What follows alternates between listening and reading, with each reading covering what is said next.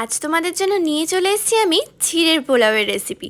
তোমরা আমাকে কিন্তু পোলাওয়ের রেসিপি দিতে বলেছিলে। হ্যাঁ, পোলাওয়ের রেসিপিটাও তোমরা পাবে, কিন্তু তার আগে আমি কিন্তু চিড়ের পোলাওটা আগে থেকে করে রেখেছিলাম, তাই ভাবলাম এটাই আগে শেয়ার করা যাক।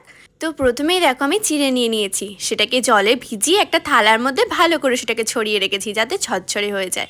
আর এরপর কড়াইতে তেল দিয়ে দিলাম, এরপর ভেজে নেব হচ্ছে বাদাম।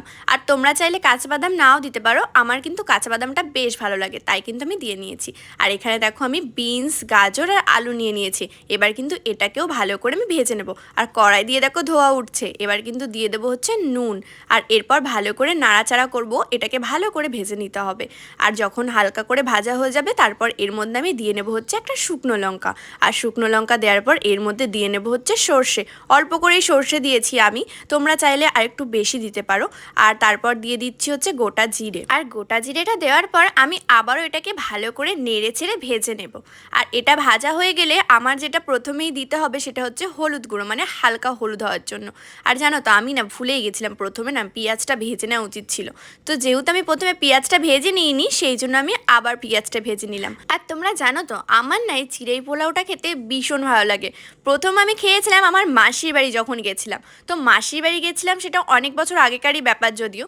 তো এর মধ্যে আমি কখনো নিজে হাতে রান্না করে খাইনি। এর আগে 2 দিন আগে আমি এটাকে রান্না করেছিলাম, দেখলাম বেশ ভালোই লাগছে খেতে, তাই ভাবলাম তোমাদের সাথেও রেসিপিটা শেয়ার করা যাক। আর এদিকে দেখো তোমাদের সাথে কথা বলতে বলতে আমার কিন্তু পেঁয়াজটা ভাজা হয়ে গেছিলো। তারপর যে আলু আর বিনস, গাজর সেটা আমি ভেজে তুলে রেখেছিলাম, সেগুলো সব কিছু দিলাম। হ্যাঁ, সঙ্গে বাদামও ছিল।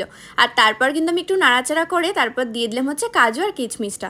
এর মধ্যে আমি দিয়ে দেবো এরপর চিনি। এবার চিনিটা দিয়ে আমি একটু ভালো করে নাড়াচাড়া করব।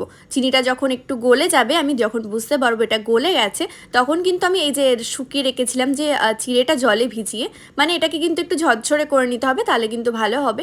আর আমার না একটুখানি মানে আজকে মানে বেশি জলে ভিজানো হয়ে গেছে, ওই জন্য দেখতে বুঝতেই পারছো যে তোমরা যে আরেকটু ঝরঝরে করলে হয়তো ভালো হতো। তো যাই হোক, আমি কিন্তু এটা কড়াইয়ের মধ্যে দিয়ে এবার ভালো করে এটাকে নাড়াচাড়া করে নেব। আর আমার না সত্যি বলতে এখন দেখেই জিভে জল আসছে, আমি এটা খেতে কিন্তু ভীষণ ভালোবাসি। তোমরা কে কে চিড়ের পোলাও খেতে ভালোবাসো সেটা কিন্তু কমেন্টে অবশ্যই জানিও।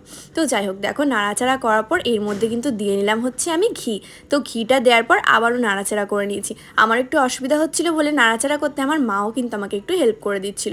আর সত্যি বলতে মা কিন্তু সব কিছুতে আমাকে ভীষণ হেল্প করে, বিশেষ করে এই রান্নার ভিডিওগুলোতে। আমার মা তো ভীষণ ভয় পায় যে আমি বুঝি হাত পুড়িয়ে ফেলবো, সেই জন্য আমাকে রান্নার কাছে আসতেই দেয় না। তবুও আমি একটু জোর করেই আসি, কারণ আমার যে রান্না করতে ভীষণ ভালো লাগে। তো যাই হোক, আজকের রেসিপিটা তোমাদের কেমন লাগলো সেটা কিন্তু কমেন্টে আমাকে অবশ্যই জানিও। আর হ্যাঁ, এরপর তোমরা কী রেসিপি দেখতে চাও সেটা কিন্তু কমেন্টে আমাকে অবশ্যই জানিও। এটা যদিও রিকোয়েস্টের ভিডিও ছিল না, তাই কারণ নাম নিলাম না। চলো টাটা, বাই বাই।